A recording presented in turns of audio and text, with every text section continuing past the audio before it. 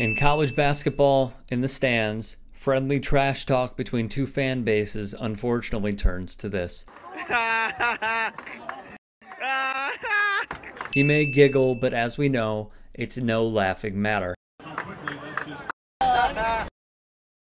You can see what she said, hurling a racial slur at a fan of the opposing team. These instances, unfortunately, keep happening. Recall this video of a Wisconsin Badgers fan who attended Wisco's away game against Northwestern in Evanston. He was banned by both schools. However, as the NCAA tourney ramps up, folks like these will surely be in the stands attending games throughout the country. The previous administration and the rhetoric that was being used, and you can even hear in the audio recordings the cheers, the laughs, from everybody in those situations when it was called the Kung Flu virus and everyone's cheering. And I think there's just a lot of racially charged hatred right now that we're seeing and feeling. Former NBA guard and Harvard basketball player Jeremy Lin outlined the racism he was subjected to. We were playing at Georgetown. There was one dude courtside, and the whole game, he just kept looking over at me, and he was like, chicken fried rice, beef lo mein, beef and broccoli. Like,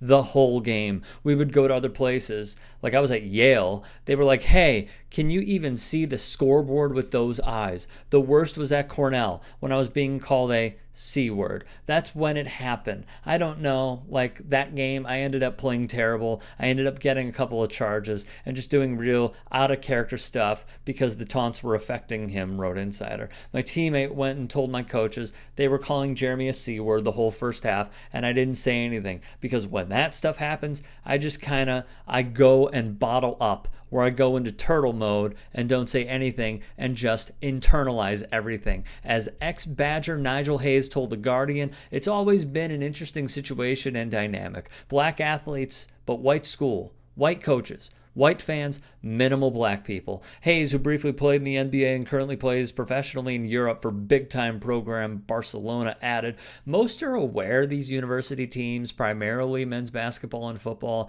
are filled with black players making money for usually white people and not being able to have their share of a billion-dollar-plus industry. So the visual you get is white institutions recruit black talent to make millions while dealing with all the other hurdles of being black. USC women's basketball player Minya Moore tweeted and then deleted the abuse she said she suffered at the hands of Oregon State fans. Standout University of Illinois hoops player Kofi Cockburn, a first-team All-American, was subjected to fan racism, which he posted for all to see on his Instagram page. In the same conference, remember this, Ohio State Buckeye E.J. Liddell received numerous threats and racist language because he did not have an earth-shattering performance. Then there was Texas Tech Red Raiders basketball player Kevin McCullough, who posted an Instagram story. Following his team's double overtime loss to Kansas in January, he had received death threats. North Arkansas Community College did anything but welcome the Labette men's and women's basketball teams into their gymnasium.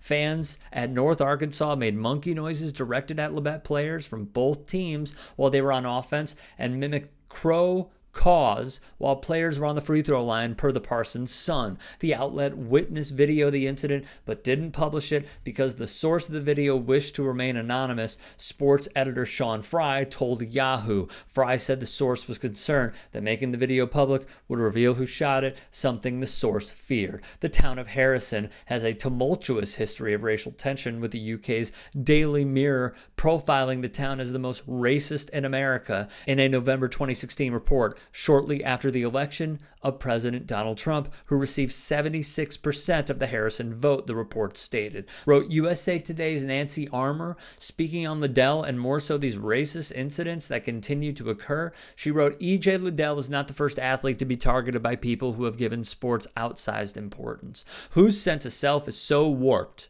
that they've lost the ability to separate their identity and well-being from the results of their favorite team or player. That doesn't make it any less sickening.